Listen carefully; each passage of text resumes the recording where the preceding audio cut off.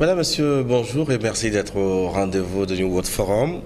Emmanuel Macron, en disant à Ouagadougou, en milieu de semaine, qu'il n'y a plus de politique africaine de la France, et le troisième président français de rang a évoqué la fin de ces liens historiques et sulfureux connus sous le nom de France-Afrique. En réalité, la politique africaine de la France est-elle morte ou vive? Nous en parlons avec nos invités qui nous font l'honneur de venir en studio. Freddy Nkourkié, bonjour. Bonjour. Freddy, vous êtes le représentant spécial pour l'Afrique de l'Ouest et le centre du Centre pour le dialogue humanitaire basé à Genève, en Suisse. Effectivement, et puis en ami du Togo depuis longtemps. Donc je me sens très à l'aise et je suis très content de vous retrouver. Merci Freddy. Avec vous, Mamadou Diouf, Nangaref. Magnifique. Mamadou Diouf, il est historien, journaliste, consultant en communication, islamologue, 4 casquettes pour Mamadou Diouf. Oui. C'est toujours un plaisir de vous avoir. Merci de nous avoir invités. Vous parlez donc spécifiquement de la politique africaine de la France, qu'on peut appeler France-Afrique beaucoup plus court. Qu'est-ce que la France-Afrique, pour commencer, en réfléchissant donc au fondement de ces liens privilégiés entre la France et l'Afrique? J'ai voulu l'analyser en termes de remaquillage des liens coloniaux, ou plutôt du cordon colonial qui a été mal coupé et qui génère ces formes de relations. J'envoie la question à l'historien pour commencer. En fait, vous avez déjà commencé à faire l'histoire. Vous parlez de mal coupé, mais est-ce que le cordon a été coupé? Je crois qu'on a mal coupé, comme vous dites. Il y a une partie du cordon qui semble être restée. Parce que jusque dans nos esprits, et c'est ça, à mon avis, le plus grave, c'est comme si nous-mêmes, nous doutons parfois de pouvoir partir sans la France. Alors que du côté de la France, il faut qu'on dise les choses clairement. C'est un président français qui le disait, la France n'a pas d'amis, la France a des intérêts. Les intérêts en France, d'un point de vue historique, du point de vue de la colonisation, c'était très clair. Cette époque ne pouvant pas continuer, comme vous avez dit, il y a une certaine exploitation des ressources de l'Afrique qu'on a remaquillée. Ce qui est extraordinaire, et vous le dites si bien, à chaque fois qu'un président vient, il nous dit c'est fini. Mais à chaque fois qu'on regarde la pratique de ce président, on se rend compte qu'on a changé les données parce que le contexte a changé, mais le fond lui-même, il est là, il reste. Moi, je ne peux pas imaginer la France sans une politique africaine.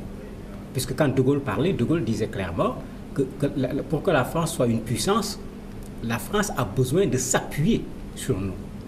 Si on parle le français à l'ONU, c'est parce que nos pays sont considérés comme étant des locuteurs en français, ce qui permet à cette langue d'avoir un peu plus d'1 milliard de personnes théoriquement qui parlent français, parce que c'est notre langue officielle, bien que la réalité c'est autre chose.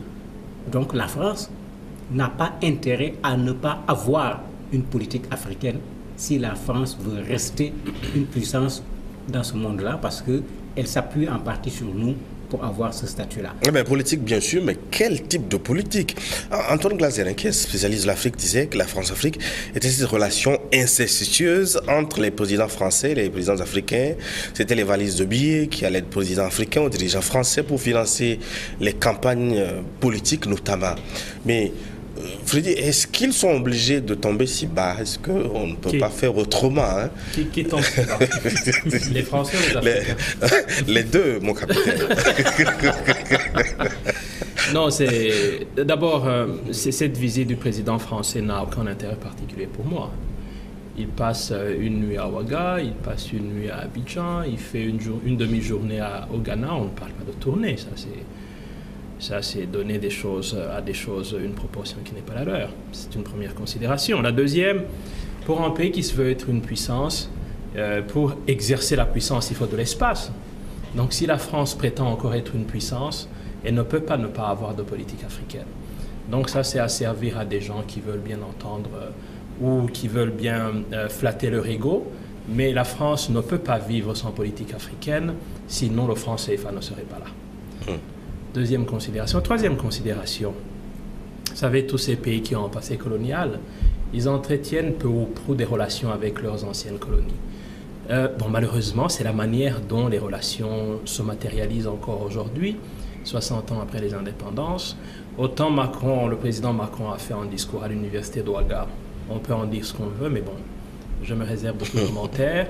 Autant il a eu une réponse, alors la politique ferme, courtoise à Accra. Donc ça vous montre un peu justement la manière dont nous devons regarder un certain nombre de choses pour apprécier le chemin que nous avons fait, nos pays africains, depuis les indépendances, le chemin qui nous reste à parcourir. Mais le plus important, c'est de nous situer aujourd'hui. Quant à la France, sans politique africaine, que sera-t-elle ? Donc, finalement, c'est la France qui a plus besoin de l'Afrique que l'Afrique de la France. Le problème n'est pas là. Le problème n'est pas là. Tout le monde, on est dans un monde interdépendant. C'est la qualité des relations, la manière dont on établit les relations, les bases d'établissement de ces relations. C'est ça qui compte le plus. Mais on a tous besoin de tout le monde quelque part. Mais seulement, les relations sont faites dans une ambiance d'inégalité, telle qu'à un moment, c'est là où on commence à se poser ce genre de questions. Mais est-ce qu'on ne peut pas faire, entre guillemets, correctement ces types de relations? Pourquoi sont-elles si sulfureuses? On est dans le domaine de la dépravation, dans tous les sens. Mais on peut les faire de façon parfaite, mais où sont ceux qui, en Afrique, ont voulu avoir une relation avec la France qui soit une relation d'égal à égal? Il est allé parler au Burkina. Sankara avait voulu, dans sa relation avec la France, que la France regarde le Burkina Faso comme un pays. Pas exactement la même superficie, pas le même nombre de populations, pas la même force sur le plan économique, mais un pays avec sa dignité. Et qui voulait que dans sa relation avec un pays, fût-il l'ancien pays colonial, qu'on reconnaisse à ce pays sa dignité, qu'on lui reconnaisse son indépendance. Mais où est Sankara? Où est Lumumba? Où sont tous ces gens qui ont voulu à un certain moment dire oui, comme il l'a dit, nous avons besoin les uns des autres. Il faut que ça soit ce que le président Macron a dit et que ça ne soit pas des mots seulement. Il faut que ça soit du gagnant-gagnant. Et c'est ça qui crée problème dans ce partenariat. Puisque, assez souvent, moi je dis que c'est nous qui avons tort parce que nos présidents, quand ils ne sont pas bien élus, nos présidents, quand ils ne sont pas capables de régler le fondamental chez eux, nos présidents, quand ils ont besoin de l'aide publique pour pouvoir parfois payer les salaires et éviter d'avoir des problèmes chez eux, mais comment tu peux venir tendre la main pour dire à la personne, viens sauver ce qui se passe chez moi, et après revendiquer une relation d'égal à égal avec cette personne. Et en plus, il y a un autre problème qui se pose, l'autre le dit, Verschave, François Xavier, mais lui il définit la France-Afrique très simplement. Il dit c'est la corruption, c'est les réseaux, y compris les réseaux maçonniques. Ils ne passent pas par 4 chemins. Donc même dans la relation, il y a un problème de moralité qui se pose où parfois on parle de pays, mais c'est comme si des intérêts de personnes prennent le dessus sur les intérêts des pays dont on parle. On a demandé à qui profitaient donc justement ces types de réseaux qu'on appelait France-Afrique. Parce qu'à l'analyse, ça ne profite pas directement aux 2 pays, mais à certains cercles, disons, mafieux. Vous savez, toute considération émotionnelle mise à part, les pays fonctionnent comment? La politique internationale fonctionne comment? C'est quoi les bases des relations internationales si ce n'est autre que les réseaux? Alors c'est pour ça que je vous disais l'histoire de la France-Afrique. Mais il faut arrêter. Nous ne devons pas parler aujourd'hui de France-Afrique. Les relations se font autrement. Et vous pensez que Macron a le secret pour briser la France-Afrique? C'est lui qui sera brisé après. Pourquoi? Parce que conduire un pays, et un pays qui se veut être une puissance, il y a des codes. Il veut montrer qu'il est au-delà de ces codes. Est-ce qu'il pourra le faire seul? Parce que Macron, ce n'est pas lui seul. C'est tout un système qui doit réformer. Aura-t-il les capacités? Aura-t-il les hommes? Aura-t-il les moyens de façonner ce système à l'image qu'il veut qu'on garde de lui quand il sera parti? Je pense aujourd'hui que c'est un jeune président, d'ailleurs qui a bouleversé le paysage politique français, à plusieurs égards, aussi bien sur le plan politique que sur le plan personnel. Macron est un acteur atypique de la scène politique française. Beaucoup veulent se reconnaître en lui. Cette jeunesse africaine à qui il parle, en allant dans les maquis les soirs, pour montrer je suis comme vous à peu près, mais bon, je ne suis pas comme vous finalement parce que je suis président d'un grand pays, mais je voudrais créer cette proximité, mais une proximité qui a des conditions absolument qui le dépassent lui-même. Ça veut dire quoi? Ce sont ces codes, ce langage qu'il doit adopter, parce qu'après tout, il est président de la France. Et il veut se donner une idée de la France.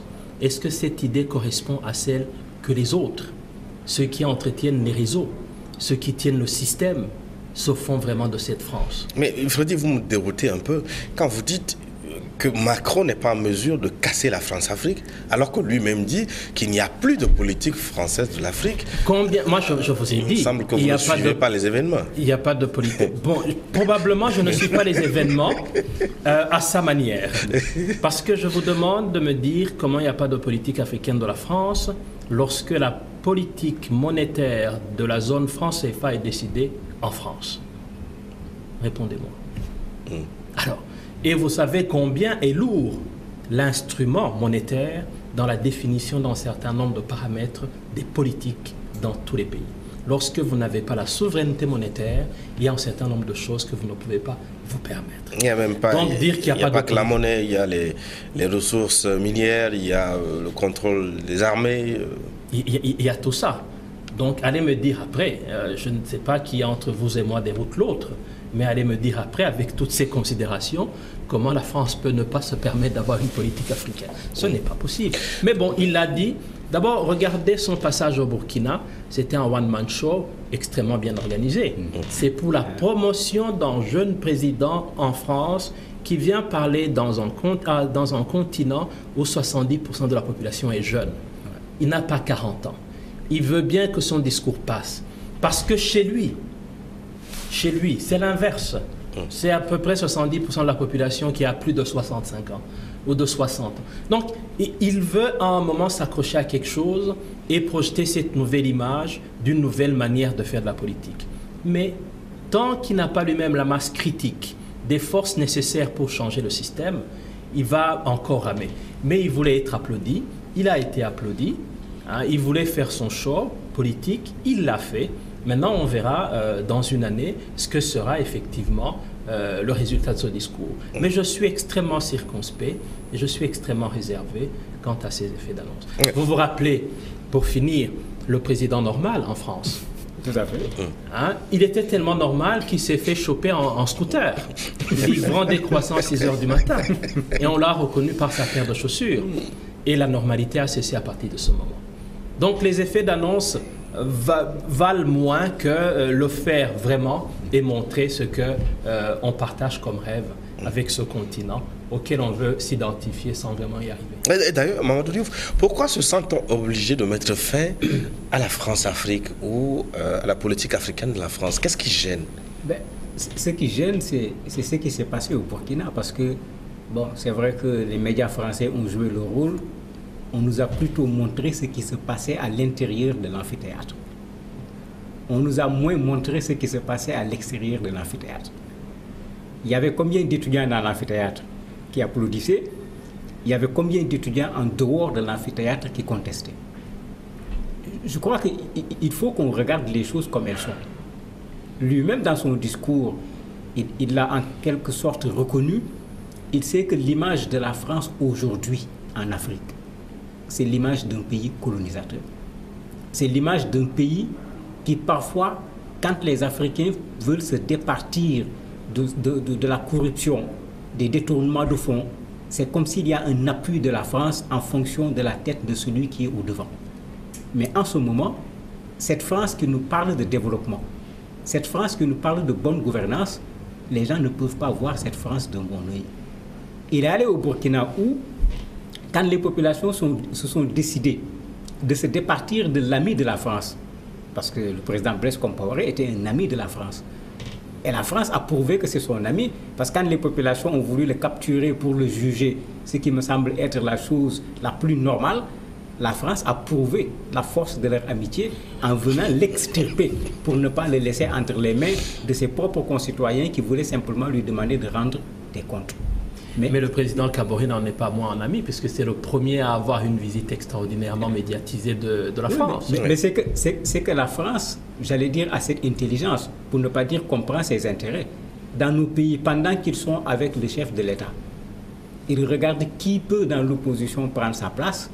Et quand ils négocient avec le chef de l'État sur la table, ils négocient avec celui-là également sous la table. Parce que eux, ce qui les intéresse, ils ont des intérêts chez nous. Et il faut le dire, les intérêts de la France aujourd'hui chez nous sont énormes. En termes de banques, d'entreprises, de pétrole, de recherche, de ressources minières, etc. Ils voient aujourd'hui, et c'est pourquoi quand on nous dit que la France n'a pas de politique, c'est bizarre. Les Américains venir, les Russes, Israël, la Turquie, le Japon, on voit sommet. Ce qu'on connaissait, c'était sommet France-Afrique. Aujourd'hui, il y a sommet Afrique avec... comment en ce moment, où l'Afrique semble encore plus attirer d'autres, la France va dire que je n'ai plus besoin d'avoir une politique africaine. Oui, c'est pour faire plaisir à qui? Une politique africaine. Pourquoi Macron s'est senti obligé de tenir ce type de discours? Mais ce discours, il veut redorer le blason de la France par rapport à la jeunesse africaine. Il croit redorer le blason. Oui. C'est pourquoi il veut. Oui. Et il veut le faire. C'est ça le drame, quand on prend les gens pour ce qu'ils ne sont pas. Juste pour les besoins de sa propre cause. Comme vous le disiez, c'est défendre une image, une image ternie de la France. Ouais. Et il n'y arrivera pas parce que, en même temps, le registre mental des gens est en train d'évoluer. Et c'est ça ce qui se passe et c'est ça que l'on ne comprend pas de l'autre côté. Oui, mais est-ce que ce régime mental évolue? Parce qu'en croit Macron, ce sont les Africains qui n'arrivent pas à faire évoluer leur mental par rapport aux représentations des relations France-Afrique. Ça serait une insulte quand on voit les mouvements qui se créent, les mouvements qui se déroulent dans ces pays. Dans les pays africains. Ce n'est peut-être pas à la vitesse ou de la manière dont certains le voudraient parce qu'ils le voudraient encadrer. Mais les pays africains ont changé. Mais ont-ils bien changé? Ont-ils changé durablement? Sont-ils vraiment sur la bonne voie où il y a des ajustements à faire? Je pense que la discussion doit se situer au niveau du dispositif. Mais l'élément nouvelle technologie de l'information, par exemple, a fait évoluer les sociétés, a fait tomber des tabous, à telle enseigne que ce que l'on devrait craindre aujourd'hui, c'est que l'usage abusif et inapproprié de ces réseaux sociaux crée d'autres problèmes en matière justement de changement positif de ces sociétés africaines. Mais il faut pas justement ce que je ne peux pas admettre en tant qu'Africain, c'est ce genre de discours finalement qui infantilise les acteurs africains. Et il y a des choses que j'ai entendues à l'université d'Ouaga. Je n'en suis pas fier en tant qu'Africain. C'est pas là où il faut le dire. Il peut bien le dire à Paris ou ailleurs, mais c'est pas en terre africaine qu'il faut le faire. Et en dernier lieu, il a voulu corriger le discours du président Sarkozy de Dakar en 2007, je pense. Oui. Mais il n'a pas fait moins que ça. À des égards, il a fait même pire. Parce que quand vous voyez les postures d'expression du président Macron, je vous assure que il y a des choses, c'est quand je vous parlais de code, il y a des choses qu'il peut dire, il peut penser avoir bien dit, mais il n'a pas tenu compte des codes de communication de la société qui était en face de lui. Et là, il devient absolument inaudible. Vous faites allusion peut-être à la boutade, on va l'appeler de l'électricité. C'est ce que d'autres appellent le pipigate, mais bon. C'est pas seulement la boutade de la question de l'électricité. Quand le président Macron parlait, quand vous le regardez, mais c'est quelqu'un qui se sentait en territoire conquis. Il était complètement à l'aise, c'est-à-dire, c'était une façon de dire, bon, je n'ai rien à craindre ici, ce que je vais dire, c'est ça qui va passer, mais ce n'est pas ça l'esprit. C'est pourquoi je disais, il ne faut pas qu'on regarde ce qui était dans l'amphithéâtre seulement, il faut qu'on pense également à ce qui était en dehors de l'amphithéâtre. Oui, mais il a dénoncé quand même un défaut de comportement mental des Africains qui recherchent une forme de paternalisme auprès de la France, alors que ce sont ces Africains qui cherchent à rompre avec la France. Non, mais lui-même, il en est victime. Quand il commence son discours, pourquoi il a voulu commencer son discours en se différenciant autant? Est-ce que vous avez vu comment il a commencé? Je suis un président jeune comme vous, je suis un président qui n'a pas vécu la colonisation. Mais ça veut dire que dans son mental, comme il le dit dans le mental des Africains, la colonisation est là, mais ce n'est pas parti. Oui. Sinon, pourquoi en parler? Il aurait pu venir et puis tenir son discours. On dit d'ailleurs qu'il mais n'est son pas... discours et son action. Il n'est pas le président de l'Afrique, il n'est pas le président du Burkina Faso. On va écouter Emmanuel Macron, donc, petits extraits devant les étudiants. Emmanuel Macron.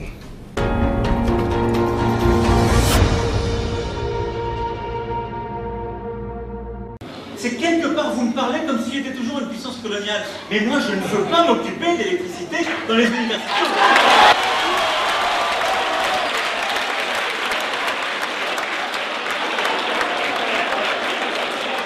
Si quelqu'un pouvait me dire où l'or burkinabé se trouve caché à Paris, je suis preneur.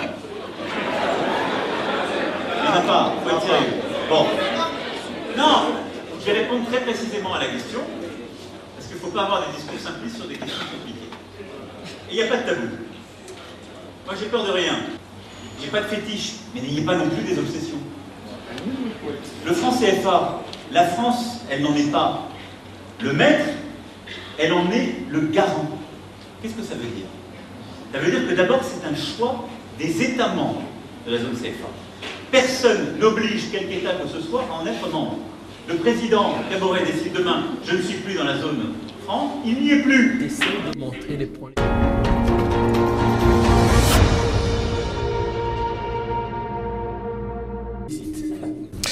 Emmanuel Macron. Et donc, l'ayant écouté, je vous l'ai vu, je vous ai vu, vous dites être à la limite un peu amusé par ses propos. Vous n'êtes pas convaincu par ce qu'il dit?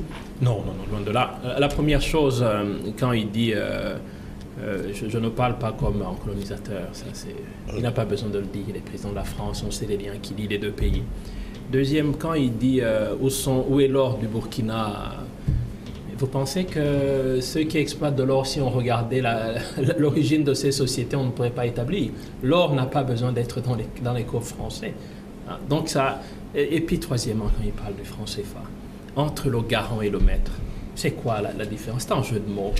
C'est pour ça que je vous dis, il était bien dans son rôle de faire un show et de pénétrer l'Afrique. C'était son premier rendez-vous, très bien préparé. Vous savez qu'il y a plusieurs pays qui se battaient pour l'avoir en premier.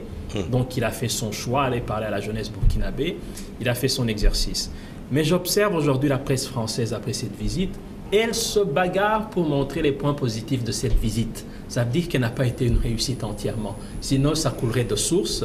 Ça serait une évidence que la visite a été un succès.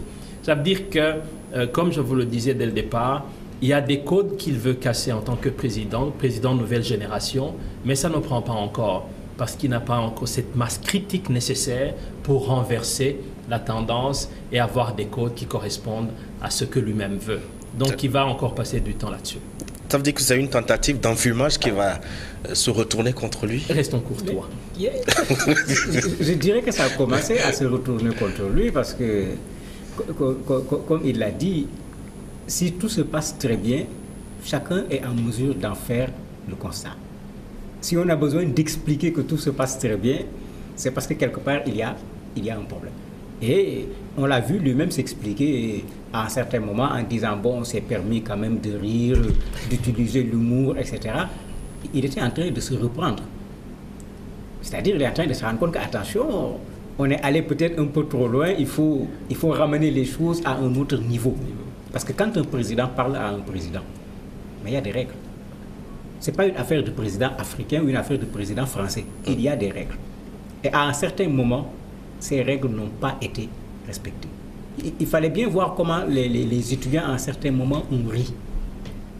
En riant, les étudiants se moquaient de qui? Parce qu'en communication, c'est ça aussi. La réaction, la perception que les gens ont eue de ce que le président a dit, les gens ont ri en se moquant, j'allais dire, de nos présidents africains pour ne pas s'arrêter. Mais Mamadou Diouf, est-ce que ce ne sont pas les dirigeants africains, c'est pas nous qui prêtons finalement le flanc? Ce problème d'électricité, cette panne de climatisation, par exemple, si on n'en était pas capable, après 60 ans d'indépendance, autant le recevoir sous un arbre à palabres.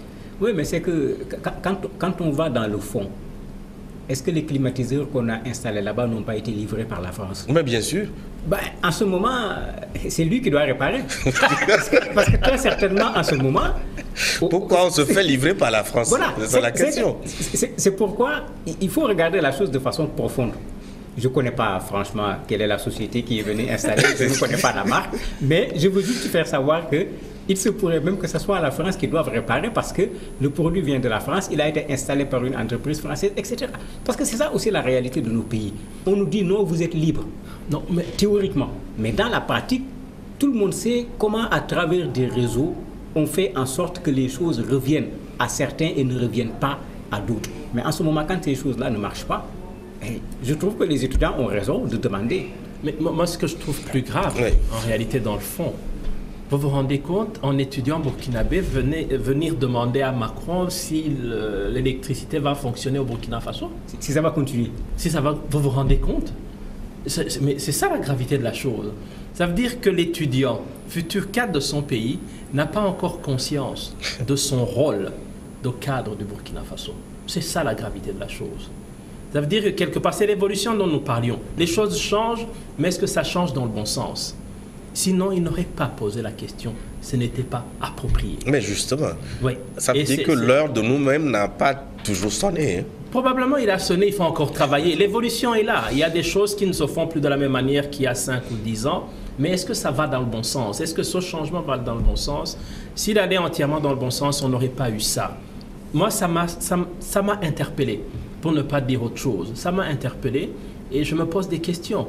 Qu'est-ce que ce jeune, la personne qui a posé la question, comment elle-même se voit lorsqu'elle sera aux commandes avec une quelconque parcelle de pouvoir demain de décision dans son pays? C'est ça que ça m'a fait penser. C'est à cela que ça m'a fait penser. Donc, c'est pour vous dire que tout compte fait, si je dois vous dire la vérité, je n'ai pas eu le temps de regarder jusqu'au bout. par dépit... Vous avez sorti le bon. Il y a des choses à des égards. On ne peut pas se faire autant mal, se laisser à autant d'autoflagellation pour regarder des choses qui vous donnent une image très négative de vous-même.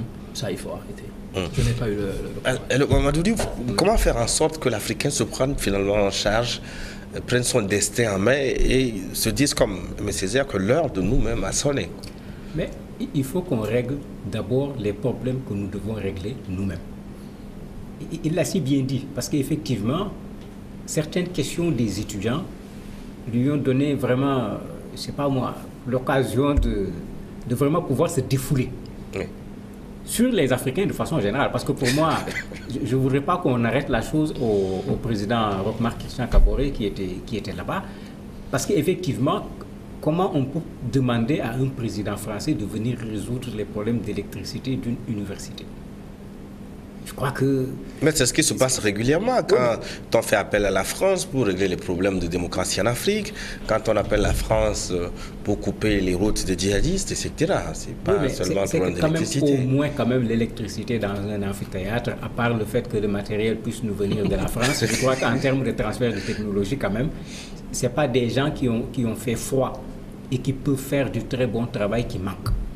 Maintenant, si le réseau France-Afrique rentre dedans, c'est-à-dire ce que Xavier Verschav appelle la corruption, et que la quantité d'argent du départ devient très différente de la quantité d'argent de l'arrivée, il ne faut pas être surpris que la climatisation ait des problèmes, parce que ce qui a été prévu de mettre dedans n'a pas été mis dedans.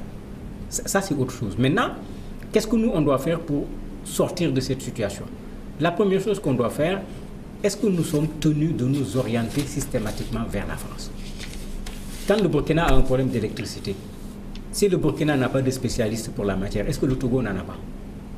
Est-ce qu'on est tenu de sauter le Togo pour aller chercher en France? Est-ce qu'on est obligé de passer par la climatisation occidentale? Est-ce qu'on ne peut pas réfléchir autrement? Le malheur, on ne le fait pas. J'ai été étudiant à Ouaga, en histoire. La première fois que je suis rentré dans la salle où on devait faire nos cours, je suffoquais. On nous avait mis des baies vitrées qui étaient complètement fermées. Et la climatisation ne marchait pas. La question de la climatisation que l'étudiant pose, pour ceux qui ne savent pas ce qui se passe là-bas, ce n'est pas du jeu. Parce qu'en construisant, On n'a pas construit comme on construit dans un pays sahélien comme le Burkina, où il fait excessivement chaud, où il fallait penser à ce qu'il y ait un courant d'air pour que la chaleur ne monte pas à l'intérieur de la salle dans laquelle les gens se trouvent. Mais on a construit fermé avec des baies vitrées. La conséquence, c'est que quand la climatisation ne marche pas, pour ceux qui connaissent ces espaces, mais rester à l'intérieur devient un calvaire. Mais ça aussi, c'est un problème. Est-ce qu'on doit juste regarder comment on construit ailleurs, on vient, on fait la même chose chez nous, ou bien on regarde nos réalités et on construit sur la base de nos réalités, aussi bien au niveau de l'architecture qu'au niveau de la fonctionnalité de la chose. Parce qu'avant de mettre des climatiseurs quelque part, il faut avoir de quoi payer la facture à la fin du mois. Il faut pouvoir assurer l'entretien. Quand on n'est pas en mesure de le faire, d'autres alternatives existent. Exactement. Pourquoi prendre cette alternative qui va buter sur des difficultés? Et c'est pourquoi j'ai dit, parce que parfois l'autre alternative, puisque toutes nos solutions également nous sont envoyées de quelque part, l'autre alternative permet parfois à une structure de venir trouver un marché, de faire ses affaires et puis de repartir. À nous maintenant de nous débrouiller pour voir qu'est-ce qu'on va faire après. C'est ça qui interpelle les consciences justement. Oui, quand vous vous rendez compte du niveau auquel on est réduit justement pour essayer de résoudre les problèmes. Et ça, lorsque vous parlez de la fonctionnalité, des alternatives, c'est sûr qu'on peut en avoir. Mais c'est l'espace maintenant que l'on donne à cette créativité, à la promotion de ces alternatives.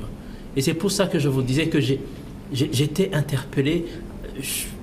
Ça m'a posé énormément de questions. J'étais gêné de voir que cet étudiant en aille jusque-là. Et une fois de plus, c'est plus profond que la question de l'étudiant. Ça appelle l'organisation même des systèmes de gouvernance, des systèmes de décision dans nos pays. Une fois de plus, comme je vous le disais, les choses ont changé, mais changent-ils de bonne manière? Et ça, je pense que la question doit rester. Au moins, ce que ça aura permis de découvrir, c'est ces lacunes structurelles importantes. Et c'est ces lacunes qui ont permis au président Macron de surfer sur ces questions et de se moquer de manière absolument phénoménale des autorités, des gouvernants africains. Ça, vraiment, ça m'a fait quelque chose. Quand même. Alors, ce que je retiens de ce qu'on a dit jusqu'à présent, une première conclusion, c'est que la France ne peut pas se passer d'une politique africaine. Mais c'est évident. Nos banques, à part le nom qu'on leur donne qui a une consonance locale, nos grandes entreprises, le pétrole chez nous, si on va voir les papiers qui ont créé les sociétés, je ne parle pas du nom de la société, parce qu'on peut créer une société au Sénégal, lui donner un nom sénégalais. Mais quand tu vas aller dans la source, tu te rendras compte que le nom, c'est pour la communication, c'est pour que ça soit prenable là où on le présente, mais à la source. La France a d'énormes intérêts dans nos pays. Ça, il ne faut pas qu'on se cache cette vérité-là. Et comme vous parliez tout à l'heure de l'action militaire a également pour but de protéger ces intérêts de la France dans nos pays. Regardez en matière de pétrole. Imaginez-vous la France sur le plan pétrolier sans l'Afrique. Et quand je dis l'Afrique, je vais de l'Afrique du Nord à l'Afrique du Sud. Je ne fais pas la dichotomie Afrique du Nord d'un côté, Afrique subsaharienne. Non. Quelle sera la politique française sur le plan pétrolier si les Africains décidaient de dire, bon, du point de vue pétrole, nous avons décidé de ne plus avoir de relations avec la France? Vous imaginez ce qui va se passer? Et c'était un des problèmes parce que la France a besoin de nous pour les matières premières. La France continue à avoir besoin de nous comme du temps de la colonisation pour écouler les produits qui sont des produits finis. La France revient prendre des esclaves, non pas par les muscles, mais par les cerveaux. On vient trouver des gens bien formés qui auraient pu servir. On fait la traite non plus des personnes physiques, mais la traite des cerveaux pour les amener vers la France. Donc on ne peut pas nous dire que la France n'a pas besoin de l'Afrique. La France également a besoin de l'Afrique. Et je pense que dans l'autre sens aussi, il faut reconnaître que les pays africains ont une certaine politique mondiale. Lorsque vous voyez, on avait le sommet franco-africain au départ, maintenant c'est devenu France-Afrique, parce que justement, il faut rendre les choses acceptables et vendables. Et les pays africains ont quand même promu d'autres sources, d'autres voies de relations. Les sommets Chine-Afrique, Japon-Afrique. Donc, les pays africains aussi ont une politique internationale pour essayer de diversifier. C'est dans le sens de l'interdépendance dont nous parlions. Chacun a besoin de chacun. Chacun a besoin des autres. Mais ce qui est important, vous pouvez vous imaginer si tous ces pays sahéliens tombaient sous le joug islamiste, quel serait le sort de ces pays européens? Donc s'ils s'activent aujourd'hui pour soutenir la force du G5 Sahel, pour soutenir Barkhane, pour soutenir la lutte contre le terrorisme, il faut se poser aussi la question, est-ce pour les beaux yeux des Africains qu'il faut protéger? Ou est-ce qu'aussi c'est parce qu'il y a un intérêt évident à pouvoir pérenniser en Afrique? Il y a un peu de tout ça. Et c'est pour ça que lorsqu'il faut analyser toutes ces questions, à des moments, il faut enlever toute dimension émotionnelle, sentimentale, pour les analyser de manière froide et voir comment justement on gère ses intérêts. Et quand vous aurez compris comment on gère ses intérêts, vous comprendrez que chaque pays qui se veut être une puissance doit avoir une politique orientée vers la source de ses intérêts.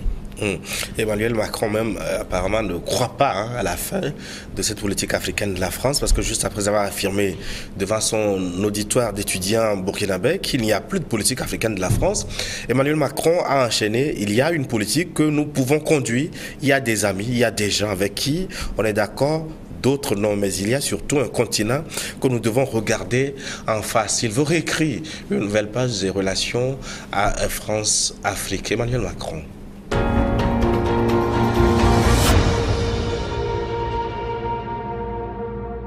J'ai voulu, par un discours direct, franc, de responsabilité partagée, lancer une nouvelle ère de notre relation. Le bilan, ce sont celles et ceux qui m'ont écouté en Afrique qui doivent le tirer. J'ai voulu porter un discours d'inspiration, de volonté, d'avenir, pour construire une action commune, nouvelle. Qu'il s'agisse de mobilité, d'innovation, de sécurité, de lutte contre le terrorisme. Je veux que l'Afrique pense son propre avenir.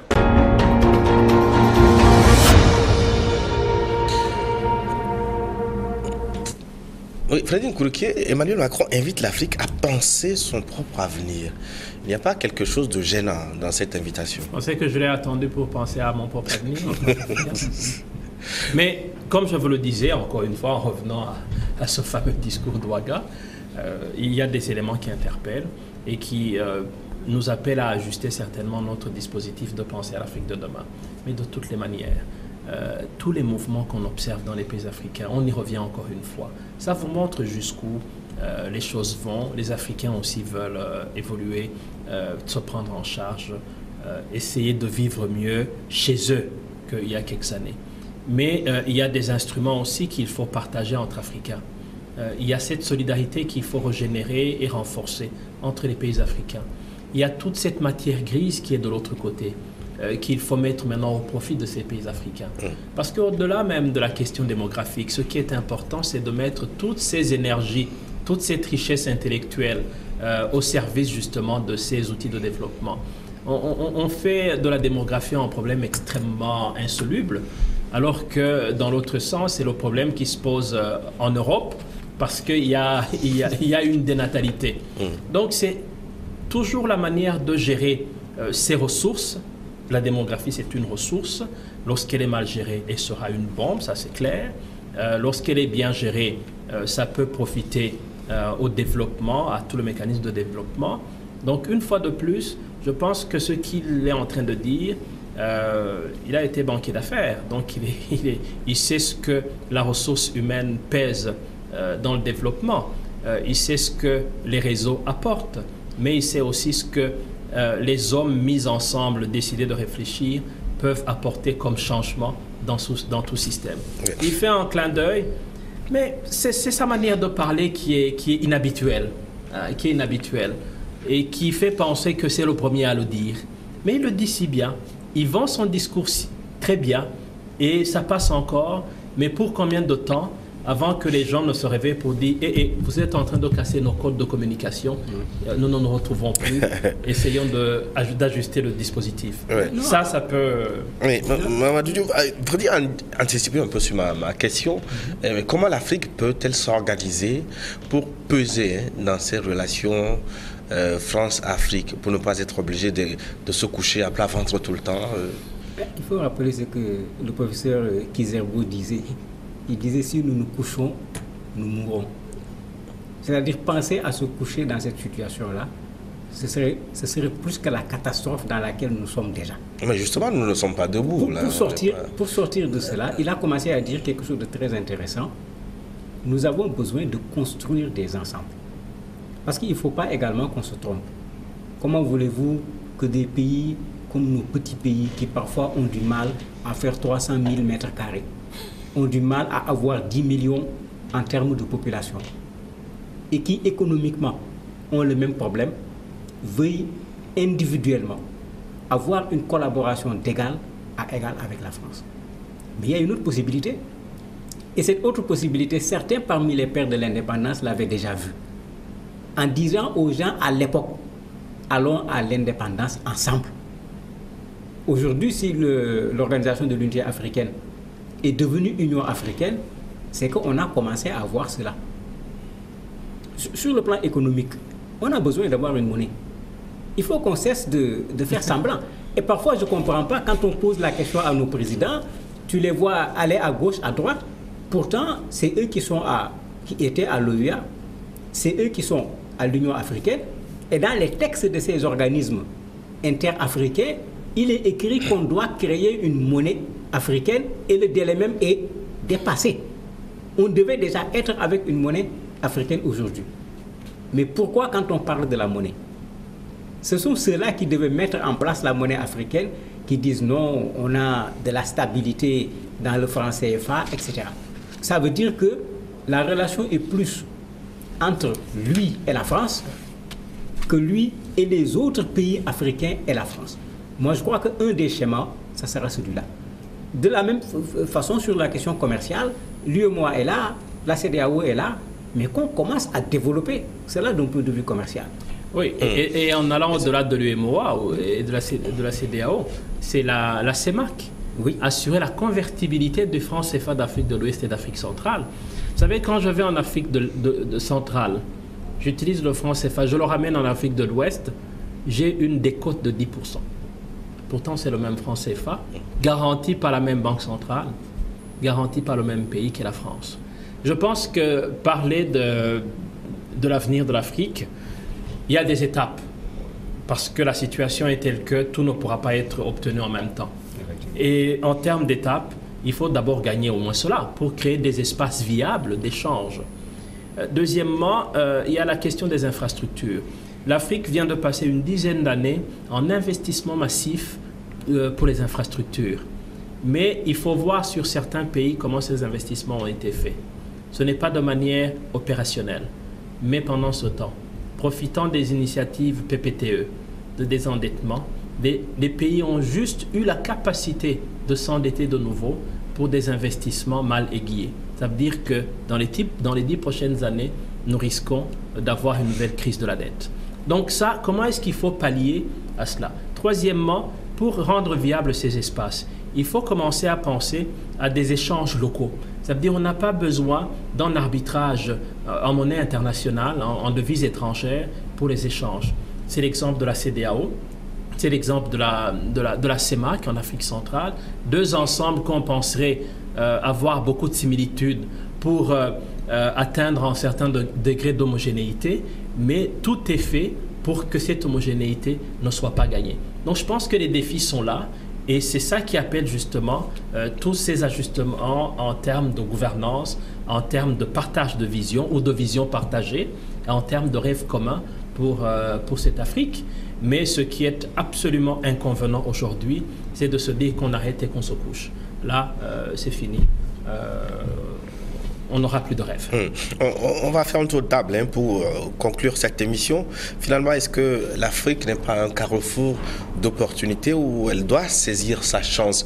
Parce que je vais revenir sur certains propos d'Antoine Glaser qui disait que la distance que le président Macron a voulu mettre avec les anciennes pratiques tient de la réelle politique, parce que selon lui, Macron doit tenir compte de la perte d'influence de la France en Afrique, car aujourd'hui, en dehors du Sahel, la France en Afrique, ce n'est plus grand-chose. Ça veut dire que d'autres pays sont là, d'autres continents sont intéressés par l'Afrique. Nous devons nous organiser pour tirer profit de cette ouverture sur le monde. Oui, mais quand les politiques parlent, il faut toujours lire entre les mots. Quand M. Dominique de Villepin, à l'époque ministre, en 2003, parlait à l'Assemblée nationale en France, il avait plutôt dit que l'Afrique est une chance pour l'Afrique, pour la France. Clairement, l'Afrique est une chance pour la France. Et il disait c'est vrai d'un point de vue diplomatique, c'est vrai d'un point de vue économique, c'est vrai d'un point de vue culturel. Borloo aussi a dit l'Afrique est une chance pour l'humanité aussi. Oui, c'est pourquoi on ne doit pas être étonné qu'aujourd'hui les Japonais viennent, que les Chinois viennent, que les Turcs viennent, qu'Israël veuille venir. Mais c'est en ce moment que nous, on doit prendre conscience. Qu'est-ce qu'ils viennent chercher chez nous? Mais si on n'est pas organisé, on ne peut pas gagner cette bataille. Mais la prise de conscience, elle est nécessaire pour qu'on s'organise. Parce que quand la prise de conscience n'est pas là, au moment de s'organiser, on s'organise, c'est eux qui financent nos organisations intra-africaines. S'ils financent nos organisations intra-africaines, est-ce que cette organisation, bien qu'on se soit mis ensemble, va pouvoir faire face encore à celui qui le finance et tenir un discours d'égal à égal? Il y a cette prise de conscience qui est là, qui est indispensable. Si on fait cette prise de conscience, mais nous, à l'intérieur de l'Afrique, il y a énormément de choses que nous sommes capables de faire nous-mêmes. Ce que nous ne sommes pas capables de faire, comme il l'a très bien dit, on a besoin des autres. Les autres ont besoin de nous. On le dépose sur une table, on le négocie comme ça se fait dans toutes les autres formes de négociation pour que chacun puisse trouver sa part dans la chose. Discuter d'égal à égal, sortir de cette forme de servitude volontaire pour pouvoir tirer ses marrons du feu de l'ouverture chez nous. Ce sont de gros mots, discuter d'égal à égal. On n'a pas besoin de ça, mais c'est mettre sur table les intérêts. Si je suis faible par rapport à vous, c'est comme ça, c'est en état de fait. Mais comment est-ce que je peux améliorer ma position? Et je pense que le réveil est là. On a constaté, vous avez le débat au sein de l'Union africaine sur l'autofinancement. Ça veut dire qu'à un certain moment, des gens se rendent compte que la marge de manœuvre est tellement réduite qu'il faut changer de manière de faire. C'est quand je parle d'ajustement du dispositif opérationnel. Donc je pense qu'aujourd'hui, moi la France... c'est comme tous les pays. Malheureusement, ils perdent de l'influence. Ça se voit dans les cercles internationaux. Mais je ne voudrais pas utiliser en mot une assertion négative. Elle garde une capacité de se faire entendre. Si je dois rester positif et poli. La France garde une capacité de se faire entendre. Au moins, elle a cet espace sahélien où elle a de l'influence. Comment est-ce que cette influence peut être perçue positivement ? Parce qu'aujourd'hui, tout est dans la perception. On a une jeunesse qui est pressée, une jeunesse qui a de l'ambition, une jeunesse qui se sent muselée, qui se sent à l'étroit. Comment est-ce qu'il faudra la gérer demain? Si la France vient offrir des solutions, je ne dis pas non, mais je suis très réservé quand je vois les postures que la même France prend. Maintenant, le problème, c'est nous. Comment est-ce que nous nous ajustons par rapport à tout ça et aux opportunités qui sont ouvertes par d'autres portes qui s'ouvrent, des portes d'Orient, ça veut dire le Japon, la Turquie, la Chine, les Chinois m'ont intéressé au mois de mai quand j'allais là-bas. Quand ils analysent l'Afrique, ils disent nous, notre politique, c'est la patience stratégique. Nous essayons de voir comment les Africains s'ajustent par rapport à leur propre destinée. Et là, nous venons en appui.